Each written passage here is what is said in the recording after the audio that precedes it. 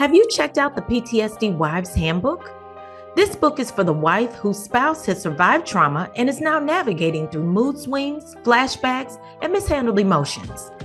PTSD can create a toxic home environment and cause a divide in the closest and most meaningful relationships. As a caretaker, the PTSD wife is finding herself at the receiving end of anger, aggression, and constant negativity. This can create a personal, mental, and spiritual health crisis for her. In this book, Coach Leah uncovers the hidden wounds of trauma and the effects that it can have on your relationship. Based on biblical principles, she teaches you the tools and resources that are needed to handle stressful situations and to seek help from the Lord and foster a deeper relationship with Him. By reading this book and putting the principles into action, you're going to learn how to take control of your life and grab hold of the power that lies within.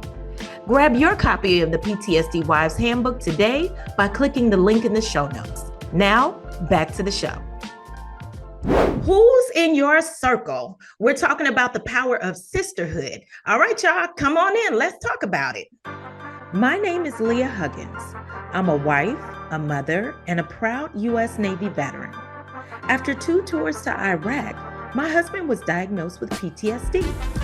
My world spiraled out of control as fear, anxiety, doubt, and depression took over. I gave my life to Christ, took on a new mindset, and let go of the negativity of my past. I now help wives to find healing, encouragement, and strategy to overcome the effects of PTSD on their daily lives and in their marriage. So come on in and let's talk about it. Welcome to Marriage, Motherhood, and PTSD. What's up, everybody? Welcome to Marriage, Motherhood, and PTSD. This is the place where we empower women to support their spouse through PTSD without losing themselves in the process. I'm your host, Coach Leah, and I'm so glad that you joined us today. All right, you guys, we have another great show for you today. I'm so excited because today we're talking about friendship and the importance of having the right people in your corner, especially when you're going through the hard times, right? So we have 2 special guests in the building. I'm so glad to have them here with us today. I call them a dynamic duo. I think they're awesome. They're both military wives, moms, and entrepreneurs, and they host an amazing podcast called Shine Sis, where they empower and inspire other military wives as they navigate through this thing called life. All right, you guys, help me welcome to the show Mrs. Mary Monrose and Mrs. Candus Griffin. Yay! Welcome to the show, ladies. Thank you so much. Thank you for having us. Yes, absolutely. Absolutely. I'm so glad to have you here. So let me start out by first giving honor where honor is due. Okay. So a couple years ago, these ladies were the first to have me on their podcast. I was brand new to coaching and I was still trying to figure things out, and they welcomed me on their show a couple times, and it was one of the best experiences. They made me very comfortable. And in the little bit of time that I had with them, I actually learned a lot from them. And now I'm using some of those same things that I've learned from them in my own adventure with podcasting. So I just want to say thank you, ladies. I appreciate you. Thank you. We appreciate you. This is what we do this for. That is that exact reason, helping one another. Ma'am. Yes, ma'am. Yes, ma'am. So, ladies, tell us a little bit about yourselves. Where are you from? What do you do? So this is Candus. I am raised in Newport News, Virginia. That's what I claim because my father's Navy. We moved around just a little bit, but those are my more important years, Newport News, and that's actually where I met Mary. And so from there, I ended up going to school in UNC in North Carolina and met my husband, who is in the Air Force now. And I currently work in television. Me and my husband, we have 2 kids. So that's our life right now down here in Tampa, Florida, at least for the next few months. So we'll see what's in store. Awesome. Did you say you work in television? Yes. What do you do in television? Okay, I'm being nosy now. What do you do in television? So I work on, basically there's a group called Standards and Practices. We have to pretty much review all the content that comes in to make sure it's up to our standards to be aired on our network. So pretty much making sure there's nothing that we don't agree, that I should say that the FCC doesn't allow on our network. It's more so than us. But, so I'm on the commercial side of that, reviewing scripts, creative storyboards, different things like that, and making sure they're up to our standards. That is awesome. And that's something good to have, especially as a parent, because it's a whole lot of stuff. Yes. Like, how did that get on TV? Exactly.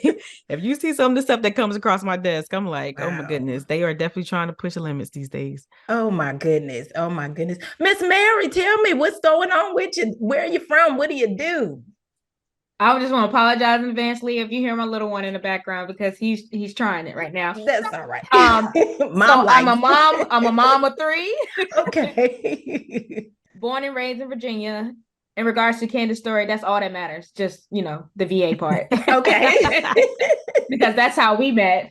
I'm a Navy spouse of going on 14 and a half years. Yes. We are currently here in Hawaii. I advocate on the side. And yeah, right now I'm a stay-at-home mom. Okay. So tell me about the advocate. What is that? What does that entail? So I am the policy officer for a nonprofit organization called Partners in Promise. Okay. And that's where we advocate for military children who have special needs or disabilities, and just making sure that they get the right education as far as the school system, knowing the resources that they have available. And we, throw workshops and stuff. Are you familiar with the Exceptional Family Member Program? I have heard of that. I don't know the details, but I have heard of it. So we try to advocate on that behalf as well, and just because a lot of people don't know what is all available when it comes to having someone who has, whether they just need just special education part or with disabilities as well. Oh, that's awesome. That's an amazing program to have, because somebody has to speak up for, and it's not the little people, but somebody has to speak up to those that don't have the voices to do so. So that's amazing. I love that. All right. How long have you guys known each other? Oh, count up them years, Mary. It's like 2 decades. Yeah. Beautiful. How'd you guys meet? We went to high school together, and we were in, like, I guess it was some type of orientation, I believe, right? Before 9th grade. Yeah, wow. For this IB program we were part of. And I don't know, I don't even remember who spoke to who first, but I know we kind of connected through basketball. I was supposed to come out for the team in 9th grade. I did not come out for the team in 9th grade. So she kept hounding me all year long, and then I came out in 10th grade. But our relationship just blossomed from there, just meeting, like I said, at that orientation. That's beautiful. That's beautiful. So what was it that connected you? What was it that you found like, okay, this is my person? That's a good question. Yeah, but so let me tell you, my number one rule for anybody that is my friend, the very basis for you to kind of get into my circle, you have to be somebody who makes me laugh. Like, if you don't make me laugh, like it's not gonna work out. Like, it's just not. Exactly. Okay. So that's the minimum. And then I'm like, oh, okay. So then you start hanging out with somebody, you realize they're funny, and then me and her, I feel like we clicked because of there were so many things that aligned with us beyond just our personalities, but then, like I said, the sports aspect of it, and then even when we were playing sports, becoming captains together and stuff like that. So it was. I don't know. That's a hard question. I have to think about it. That's a good one. I know those small connections. That's good. What would you say, Mary? I would say the same. Definitely basketball. The orientation, we didn't know anybody first off, and I saw her. She was looking all lonely. I was like, let me go talk to her. Coming in to save the day. Come save the day. And I was like, okay, she seemed like a pretty cool person, but just knowing that we had same interests. She was smart, so if I needed to cheat off of her, I was like, all right, boom, I got a friend. You need right that friend. And and here we are. Awesome. So tell me about the Shine Sis podcast. How did that come to be? First of all, tell the people what it is, and then tell us how it came to be. Okay, I didn't know she's going to take the lead on this one. Okay, well, let me start at how it came to be, because I think that really paints a picture for what it is. Okay, we were both of us have degrees. Okay, and both of us are married, obviously, to military members. Right, and so we were at a point in our life. We had our children. And we're like, okay, it's our turn. What's going on here? And we're looking around for opportunities, and certain things were just like not coming through for us, and we both of us are believers, but it can get depressing. You know what I mean? It can get you start to feel a certain way, like, God, what is my purpose? What am I supposed to be doing? Because I know it's not just here. Like, I'm made for more than what I'm feeling right now. And how do we get to that next place? And, you know, through me and her kind of just like having these conversations with each other, you know, you start realizing how much, you know, there's somebody else going through the same thing that you are when you're sitting there thinking like, dang, I'm the only one over here struggling with this, trying to find this and that. It's like, no, girl, I have that same issue. That's what I'm dealing with right now. This struggle of myself. I'm trying to figure out my purpose and just this internal battle, because you have some people who are looking at your situation like, well, I mean, you know, your husband is taking care of you. You get to spend time with the kids. And don't get me wrong, that is a beautiful thing. I'm not diminishing that at all. But there's still a piece of you that's like, okay, but what's mine? What's for me? What is, and so when we realized we were having that same battle, I guess you could say, it slowly just sparked into, yo, we're on a journey of trying to find ourselves and find out where we're going to be, how we're going to get there, how we're going to do it. Why not turn this into a podcast and allow women to come on board with us to go through this journey, you know, and discuss some of the things that can hinder you sometimes from making that next step. And so it kind of just evolved into this whole big thing, because like I said, it just started literally with conversations of us venting with each other on Marco Polo, which is like a video chat, just venting about, girl, let me tell you what happened to me today. Or, you know, you see the highs and the lows. Cause like I may send a video to her talking about how excited I was about an application I just put in. And then a couple of days later, girl, I didn't get the job. Or girl, I can't work the job because I don't have daycare. Or, you know, like it was just so many different things that it was just like, no, we have to, there's purpose in this. How do we twist this around into something good?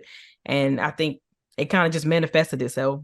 That is good. There is definitely power in community, especially when you're dealing with the military, because all of our stories, we're all different people, but we all share that that commonality of that experience. So it's definitely good that you all do that. I love that.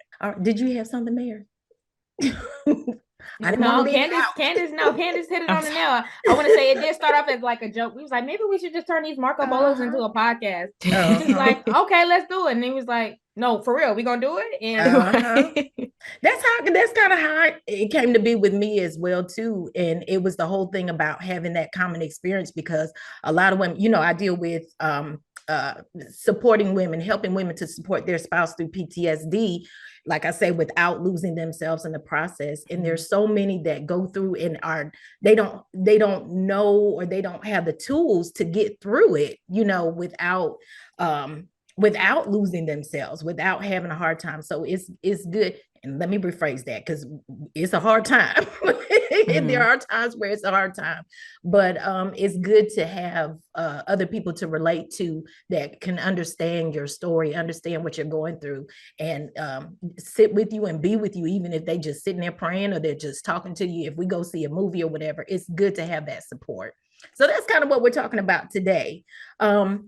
I'm really excited about this episode, you know, because I've come to realize, like I said, the importance of community and having the right people around you. It's so important, you know. And I think that when we talk about PTSD or just mental wellness or wholeness in general, you know, there's a healing component to friendship. And, you know, your circle matters, you know, and so that's what I want to focus on for this show. Now, as you say, you all have been friends for years. And, you know, we heard this saying that people come into our lives either for a reason or for a season. And as I said before, that's especially true in the military community, because one thing is for certain in the military, that is change is a constant. Okay. People are always moving in and out of our lives, you know, simply because of the nature of being in the military, that military life. So what do you think is the secret? How has your friendship lasted this long? Distance. Amen. Probably. Distance. Amen. I'll take that. Honestly, we've never, Candace and I have never had a falling out. Like, she hurt my feelings really bad, you know, when she left me in high school. That wasn't my choice. But it wasn't her choice. Yeah. But besides that, like, yeah, throughout the years, I don't know. That's beautiful. We're blessed. for this friendship. Because I'm like, how do you do that? How do you? Because I think relationship. I think some people feel that, if we didn't get into an argument, we're not real friends, or it's somebody's not getting their way or something like that. But it is possible to have a relationship and there not be conflict. It's just support and love. I think. But oh, sorry. And I'm saying, well, and also I think part of that is knowing each other. Like, just to get a total side note, we just went to Vegas to see Beyonce, and I had, and when I don't sleep properly, I get cranky. Okay. Okay. Mary. So when Mary see me, my cranky, she don't fuss back in that. She just give me a look, and I know what that means. Exactly. It's an understanding. Yeah. So it's just like, okay, all right. And then when she give me some of her, like, little smart comments or whatever, like, we just mesh well where we like laugh it off or brush off. It doesn't linger. It's not something that's going to sit. So, it's like at this point, I feel like our friendship has definitely evolved into more of a sister relationship, because it's not finicky. You know what I'm saying? It's not wavering in the sense of based on feelings or anything like that. We know we're going to be there. That's who we are.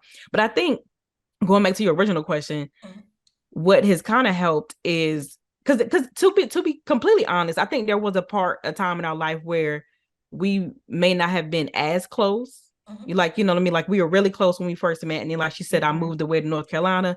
So we were keeping in touch, but it was still, like she said, at a distance, and then if I would come visit, we would try to meet up, but it was still like a little bit more, and I think even probably through like the college years, maybe, especially with her moving around and stuff, it was a little bit more distance. But I think our transition of being married women, having kids, I think that creates a bond, because there's going to be certain conversation that goes on with that, reaching out to one another. And I just think that our moments in life kind of brought us back closer, if that makes sense. I love that. That makes absolute sense. I love that. So going back to my earlier statement about how people come into your life, for a reason or for a season, how do you sift through your relationships, not just between you all, but in your circle? How do you sift through your relationships, maybe to find out what category to put people in? Like, what makes someone a friend, and how does that friend move?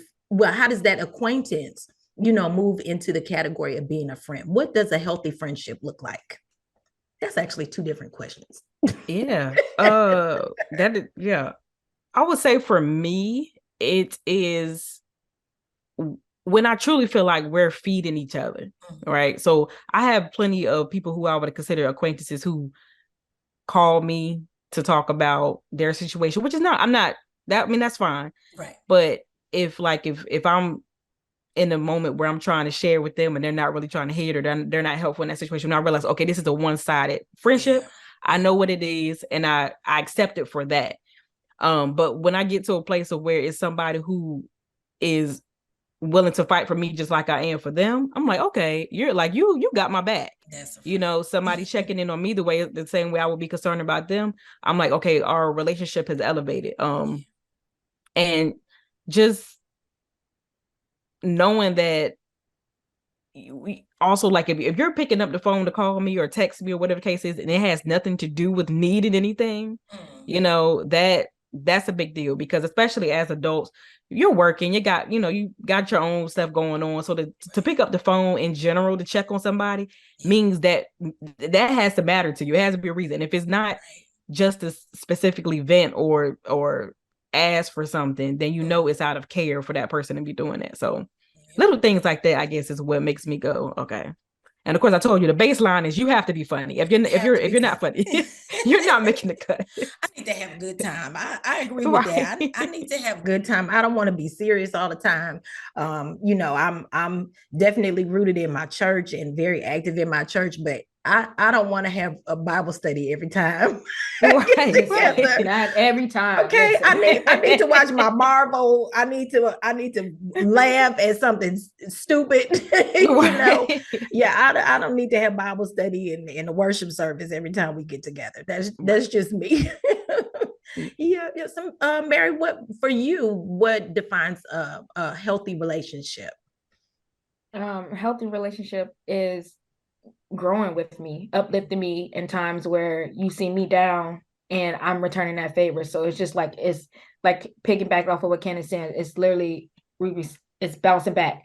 I give, you give, I take, you take, it's just a revolving thing. Also just no judge zone.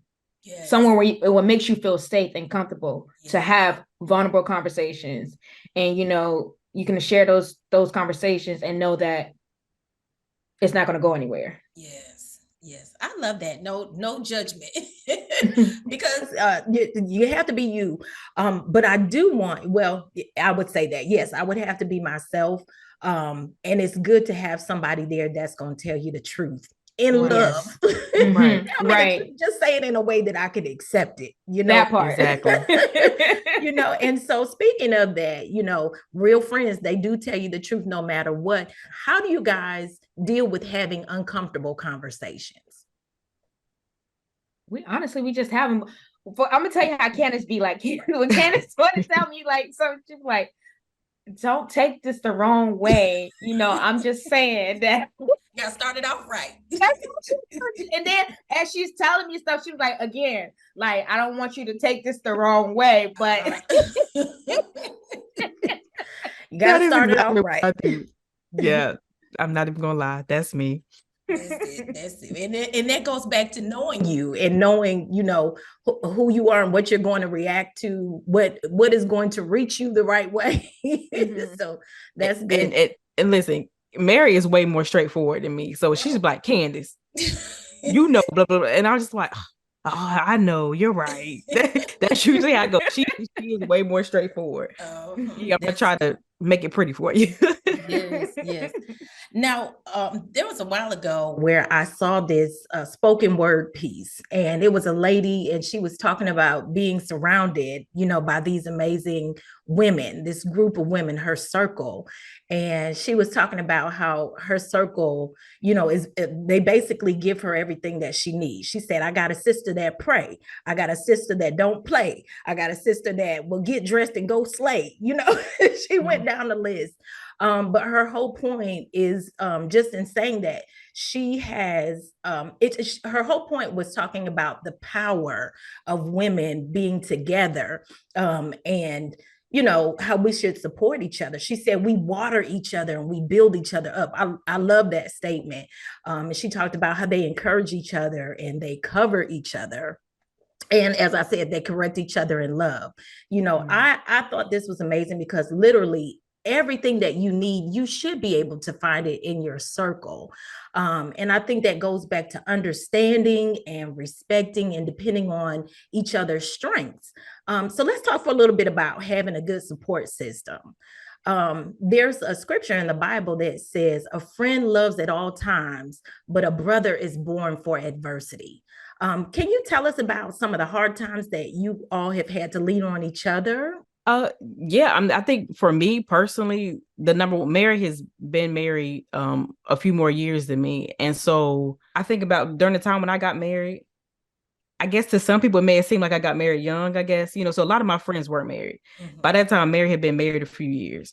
So for me, being able to rely on her, asking her certain questions, because all marriages have ups and downs. You have your moments, you got to learn each other, you got to get there. So when I would call and vent to her or ask her questions, and then she would give her experiences and, like I said, feedback into me, that would help me going forward. I know even things dealing with the kids, because, her kids are older than mine, except for her little one. Mm-hmm. And so there were different questions there. So it was just a lot of, even though I'm older technically, she kind of like was more, kind of like a big sister, but not, but if that makes sense. Yeah. But so yeah, for me that's what it was, definitely the family side of it. That's beautiful. Mary, what about you? I would first like to say she may be older in years, but I am wiser. But no, moving on, like yes. So I would say for me, where I've had to lean on Candus, even, when I probably weren't trying to accept it, in a sense, accept the help, was becoming a teenage parent. Like I hit that and I went through that by myself. But, even though I was like so distant with Candus at the time while I was going through this, she was like, yo, you could have told me, like, why didn't you hit me up? And she had her feelings because she felt like, well, you couldn't include me in this. I'm your friend. And, we went through that, but she was still there. She showed up for the baby shower. Like she was just there, regardless, even if I didn't ask for the help. And then when my mom passed away, immediately she was there. And I'm just like, through my pregnancy, she's been there, which is crazy. Like for DJ, for Amira, and then losing my mom. And I was just like, yeah, because even through each one of those experiences, like I still, because I don't know, I feel like I like to take on as much as I can without asking for help. I don't like to ask for help. And I'm still working on that to this day. Candace can tell you. I'm as stubborn as it's come. But she never wavered. But she's always made her presence known and like, whatever you need, I'm here for you. That's beautiful. I don't know if I ever shared this with her, but one of the things that I always felt bad about was actually when she called me about her mom. I will never forget, I was in the car and she called me and she's on the phone and I'm just like, I literally did not know what to say. So I actually felt like I failed her in that moment as a friend. So it was like, wow. I'm about to get emotional, so I'm trying to pull it back. I cry on this show all the time, girl. Okay. but seriously, in that moment, I felt like I had failed her. And so it was a lot of making up that I felt like I needed to do because I didn't know what to say to her. Yeah. Yeah, y'all can take it. Sometimes it's the ministry of presence. And that's one thing, like I did an episode, couple episodes where we talked about dealing with grief and how to support somebody that's going through grief. And that's the main thing that everybody was saying that I interviewed, that people don't know what to say. They don't know. And sometimes it's better to say nothing, but just be there. Just having somebody there, in that grief, that speaks volumes. Because some people, they don't know what to say and they disappear. And that's hurtful in itself. So it's I'm sure that was a blessing to her that you were just there. She knew that you were, accountable. I don't know if accountable is the word, but she knew that you were there for her. I'm speaking for you, Mary. I'm sorry. Yeah. No, that's exactly right. Like, Candace, you did not fail me. You were there. Like, sometimes silence, like you said, Leah, silence is it's good because no one really knew what to say, because unless you actually experienced that already, then you're not going to know what to say. But just by you being there and showing up, that's all I needed. So thank you if I never told you. Oh, beautiful. You just saved me therapy. So, Mary, you brought up a good point. You were talking about not really liking to reach out for help. I am one of those people as well. I like to do it. I like to do things on my own. I don't like to let people know that I'm struggling until I'm really struggling. And I'm like, hey, I'm having a hard time here. Why do you think why do you think we, especially as women, why is it so hard to accept the help that's there? For me, I think it has a lot to do with my upbringing and watching my mom as a single mom, do it all on her own, always having a smile on her face, whether she was struggling or not. Like as kids, as the oldest, I knew she was struggling at times, but she never let that stop her from doing what she had to do. So watching her do it is like, okay, well, I got it. And then it's also like, because sometimes I feel like if I ask for help, I'm gonna be in a burden to somebody. Or if I ask for help, then I'm gonna have to return that favor down the line, when genuine, I just need help. Yeah. Or, you never know if somebody will lash back. Well, you remember that time I helped you? And I don't have time for all of that. So I'll just do it by myself. It's something I owe you. Yeah, don't do it, because then it's not genuine. Yeah, right. I didn't mean to cut you off, but I feel about that. I have feelings about that. Yeah, if you're gonna do it, don't do me a favor if you're gonna bring it back up. Okay. Anyway, y'all done started me off. Go ahead and finish your sentence. I'm sorry. No, that was it. Yeah. And what about you, Candace? Why do you think people find it hard to reach out for the support that they need, that they know is available to them? Yeah, for me, it's, man, I just have a hard time of letting people in. So it's not even so much of being like it's hard to necessarily ask for help. It's just more like, okay, what part about me does that expose if I tell someone that I need help in this kind of way? If I tell somebody that, I'm going through and I'm feeling sad for this reason or whatever, do I want that information out there? How are they going to look at me? And like Mary said about going forward, like, how do you hold that against me? And not just from a sense of bringing it up, but just looking at me differently and stuff like that. So for me, it's always just the idea of how exposed do I want to be to certain people. So it's like the ones who are in there, I don't have no problem saying, hey, this, can you look out, whatever. But it's just a tight group, because everyone else, I feel like for the longest, that was the line for me. Like, no, I'm good. I'd rather just figure it out, Yeah. That's a trust thing. Yeah. You have to be able to trust that the person that you're getting ready to lean on, you have to trust that they will be the person that you need. And like I say, not use it against you in the future at a later time. Definitely, you have to be able to trust the person. So I feel you on that one. Definitely. Now, a lot of people today, and I'll be honest and say that I this is one of my struggles. A lot of people struggle with loneliness and depression, because they don't have that connection. Why do you think some women have trouble trying to fit in and connecting to other women? Man, I think that stems from years of probably pinning yourself against the next woman. I mean, the comparisons and stuff. So it's hard to go into a circle when you're immediately looking like, does she dress better than me? Is she cuter than me? If that's the mindset. But that's why it's like, but once you can break that, the community of women is so good. Like, I've been in so many rooms where it was women just uplifting each other. And when we do it, it's amazing. Like, when we do it, it's life changing. But sometimes I think it's hard to break free of that. And also going more on the corporate side of it, you think about even when it comes to like being at work or something, we understand whether it's a race thing or a gender thing in terms of being a woman or whatever, you may be at what we've seen in the past at a disadvantage, right? Because it's less of us in certain rooms. So it's already a competition before I even meet you. I'm already sizing you up, you know what I mean? So it's going to be hard to be inviting and want to build a sense of community if I'm looking at you as my competition instead of looking at you as my sister. Yeah, you hit that right on the nail, Candace.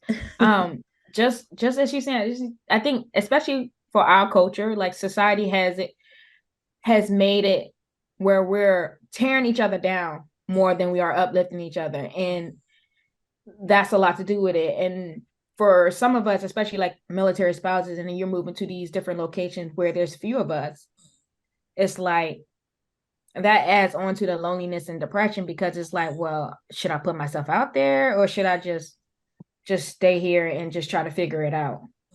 I think your podcast is a solution to that, because it finds commonality.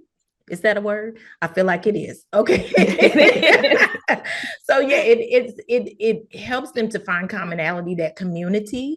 And it's something, I don't know what you all have set up, if you all have like a community online or whatever, and I'm sure women have reached out to you to tell you how, effective and how helpful it is, what you're doing. So I applaud you again on that. So that does help to bring us together. And actually, y'all hit that right on the nail, because I had comparison and competition as to why people struggle with that. I know for me, dealing with the loneliness and depression, it's not because I have a lack of people surrounding me. I deal with, so I'm the type, I'm all over the place. I'm on social media. I'm having a good time. I'm talking to people and everything, but I'm really, I think I deal with social anxiety. I'm diagnosing myself, y'all. So I think I have, to some degree, a social anxiety. And like you say, Candace, when we walk into that room with other people, especially people you don't know, it's kind of, I kind of shrink back. Like I said, I deal with the loneliness because I, I, I'm always being invited places. And then I'm like, yeah, I'm good. I don't want to go. I'm fine here staying at home because I'm really fine at home watching my TV, watching my shows, or doing some work or whatever. But then when I don't get invited places, I'm in my feelings like, yeah, okay, like I want the invitation, but I want to be able to say, no, thanks for inviting me, but no, I'm gonna pass this time. So yeah, that's one thing I found that I struggle with. So we'll work on that. I gotta get out more. Yeah, I think Mary has like challenged me a few times because when we've gone to different bases, I don't really, ingratiate myself into the base and into like interacting with more spouses. And so that's always her thing, like, pushing me to try to do those things and go out and maybe just put like basically make a goal for yourself. Like, okay, whether it's once a month, once every 3 months, I don't know how often you go out, but like just say, what, I'm gonna just push myself and go out there. And when I say I completely understand the social anxiety, because I'm one of the ones, I do not want to be sitting there feeling awkward, looking for somebody or having fake conversations, like, because I can't let a moment be awkward. So if I'm interacting with somebody that's not interested, I'm still going to give you that energy, even though I'm not really there, basically. But so like I completely get it. So I want to switch gears here a little bit. When do you think it is time to evaluate your relationships, and when is it time to let go of a friendship you may have? When is that friendship no longer serving you? So in my adult life, I haven't really had this issue as much. It's more so from like friends that I had to let go from, high school and stuff like that. I think for me, and I hate to say this, but for one particular friendship, it was like when my phone rang and I saw the name, I'm like, if that's already my energy. And I had to be truthful, like, Candace, why? Why is that? Because you guys weren't always like that. So what is causing that? And that kind of went back to the one-sided friendships, because at that point, I'm like, when I talk to you, you're draining me. You're draining me every time we have a conversation. And I don't have enough in me to consistently be what you need me to be. And eventually I could tell not only was that going to wear me down, but I'm not going to be enough for you at some point, because you're taking everything I have and it's just not going to, it's not balancing out. Yeah. And so, it was kind of like a slow drift, because I'm one of the ones who I can't do the, ripping the Band-Aid off type situation. Yeah. So it was just like a slow drift. Yeah. But I think I've had moments where I kind of think back like, dang, could I have handled that differently? Should I have handled it differently? But I think it was best for both of us, because sometimes I even question myself, like, well, why are you even interested in keeping the relationship if you really don't have any interest in me, in my life, and what's going on? You're just calling me to tell me about what's going on with you. So why are you even, I'm not a big deal to you. You know what I'm saying? So the loss, I felt like, shouldn't have mattered as much. And, but getting to a point where you have to, I think, evaluate the situation is when, like I said, is when it's overwhelming, when it becomes overwhelming, because you can still put people into like okay, you're just an acquaintance. So, okay, yeah, we interact here and there, or I keep you there. I see you at a distance. We good. This is our relationship. This is what it is. But if it's somebody who has been holding on for a long time and you realize like they are taking a lot from you and not feeding back into you, then at some point, even if you don't necessarily cut the friendship, I do think it's worth saying, okay, I do have to be mindful of myself and my own mental health, and just, I got to pick my time. So when I'm in that space to deal with you, I'll pick up the phone. Hey, let's have a conversation. Yeah. If I'm not, I'm not going to do that, because I'm not, one, it's not going to be good for you, because of what my reaction is not going to be great. It's not going to be what you need, but at the same time, it starts to kill the relationship over time. So yeah. You definitely have to put up boundaries when you Yeah. see it. and sometimes it may be necessary to back away, slowly if you need to. Sometimes you may need to cut it off at what they say, nip it at the bud, and Right. just cut it off right away. Yep. Mary, when's it time to let somebody go? I would say, besides, like you mentioned, Cannon, that draining, that's definitely number one. But if it's toxic, if your friendship is toxic, like y'all going back and forth, and it's the same thing, nothing's changing within that friendship, and it's just negativity throughout. It's time to let it go. And, I see people tend to hold on to people like that in their lives a lot longer than they should. If I'm calling you and we're having a conversation and you seem like you're always either competing with me or always trying to find a way to diminish something I've accomplished or whatever, I don't need you. I don't need you at that point, because what is your goal? Like, what is your goal? You know what I mean? Like, so yeah, that's something I would just be like, okay, no, if it's to that point, at that point, I don't even think I would even have you in that friend zone. Like, I wouldn't have even considered you a friend to lose, just be like, okay, I see you. Yep, there is that. So now I know that you both have kids. Well, I'll say children. I don't know how old are your kids? Mine are 6 and 9. 6 and 9. Mine are 17, 14, and 4. Oh, so you, Mary, you got one on the way out. Ooh, yes. Yes, ma'am. So, I am now in the phase, we have an empty nest. My kids they're in their 20s. Don't ask me their age. And that's so terrible. They are 20, they're all 20, they're all in their 20s. My youngest one is 19. She'll be 20 coming up here in March. But she just joined the military. She's in the Air Force. She just left. And I will tell you, it's a whole different world here without having kids here. And I mean, like, I have experienced a sort of depression because of the lifestyle change. That is so weird. Okay, I don't know why I'm telling y'all that, but I just thought it was interesting. No, but that's good. That's a good topic to talk is. about, because not a lot of people talk about the depression, when you become empty nesters. It's more about the happiness and the freedom that y'all have. So that's interesting. Yeah. So, definitely. That is something to talk about. Now, my point in bringing it up, I was talking about the kids because I have formed, especially for my daughter, I have 2 boys and a girl. And especially with my daughter, I have my group of friends that she can look up to. I call them my aunties. I call them my aunties group.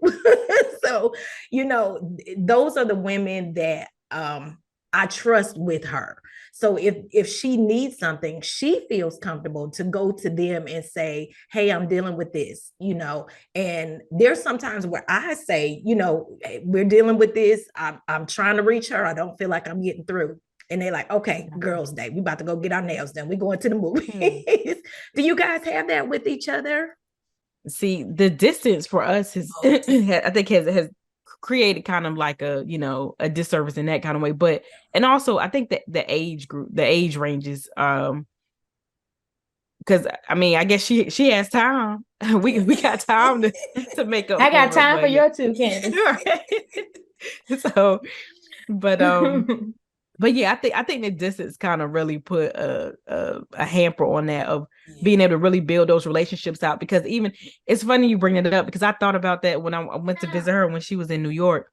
And I mean, don't get me wrong, her kids just embraced me, like they've been knowing me. But as close as we are, I would always think that I would be closer to her kids. Just like I feel like she would be closer to mom. But like I said, the distance, has been grand. I mean, like I said, she's been in Hawaii for a lot of their, military career so far. So it's, so that, but that. Yeah, I get that. It's good also to have each other to talk to and bounce things off of, and to get another opinion about what you're going through, or the things that you're going through, and seeing it a different way. It's good to have that, since y'all aren't in the same place. Right. Yeah. Okay. Let me ask, what would you guys say to the young lady that is struggling with loneliness and fitting in? What would you say to her? Well, I think the first thing would be is I know it's very cliche to say that you're not the only one feeling like that, but there's going to be somebody else out there who probably, whether they deal with the social anxiety we talked about before as well and aren't comfortable going up speaking to someone else, there's going to be other people who are very similar to you. And I think one of the most important things is, even like in high school, one of the things I loved about high school was usually somebody can find somebody. Like, it's like no matter how small your group is or how big your group is, it's usually somebody there who can kind of resonate with you, right? And I think trying to find that person is important, but really figuring out who you are, what you like, making sure you're not presenting in a certain way just because you want to fit in, because then that may end up putting you around the wrong people anyway, that you're not going to vibe with. So the first thing is trying to stay true to yourself, and then find somebody that clings to you or bonds to you based off of who you truly are, and not who you're trying to, present yourself to be just for the sake of popularity or whatever the case is. I love that, finding your identity first, finding out who you are first, because once you know who you are, then you know who you have room for. Right. Definitely. Mary, what you got? Yeah, I mean, because self-love, that confidence that you have once you found your true identity, the self-love that you have, you ain't gonna care whether you got friends or not. But having that confidence, then you're able to be comfortable enough to put yourself out there and just expect the unexpected, because you never know what type of friendships you'll form. Right. And confidence is attractive. Like, and I don't mean that from like a, like, I mean, like, it attracts more people when you walk a certain way, even if you're different. When you confident with it, like, people like, yo, they know something we don't know, so it draws people. Absolutely. Well, you guys, we're finished. Those are all my questions. I want to thank you guys for being on here. I actually saw the pictures that you all posted for going to Vegas. That's what really made me think about this. When you guys went to Vegas and you posted the pictures, and I was thinking, it is wonderful to have a friend. I knew you all had been friends for years. And I said, it is wonderful to have that. And people need that. People need to see that example, that we ain't all fighting. Right. We can get along. Right. we doing our grown woman thing. That's right. I can't take her everywhere. But you're exactly right, though. You're exactly right. I think you are a wonderful example of sisterhood and unity. And I think it's beautiful. So what do you guys have coming up? Anything coming up for you guys with the podcast or anything? We're actually ending up our season, next month? Mm-hmm. But we do have some stores, some things in store for next year, some big things. Yeah. Starting with our foundation. Beautiful. Are you ready to talk about that? We're coming back. Is that another episode? That's probably another episode. Okay, we're gonna do that. Y'all heard it. They're coming back. Well, I just want to thank you guys so much for coming to the show and talking with me today. And I know this was a blessing to many people, definitely. So in anything else? Any final words? I just want to thank you for allowing us to come on and embrace your podcast. Absolutely. Yes. And congratulations. This is amazing. Yes. This is amazing. You guys showed me I could do it. You really did. Because I had no idea how podcasts work. I had only listened to one podcast and before we met, and I had no idea how it worked. And you all showed me that it is doable. It's something that's doable. Yeah. So like I say, I hats off to you all for being open and gracious. So gracious to me when I was on your show. Yeah, let your talent shine. Right? Shine, sis. All right, you guys, that's all we have time for today. Come back and join us every Tuesday for a new episode. And don't be shy. Bring a friend. Pull up, sis. All right. We will see you next time. Until then, I want you to be encouraged, be empowered, and be blessed. Peace, y'all.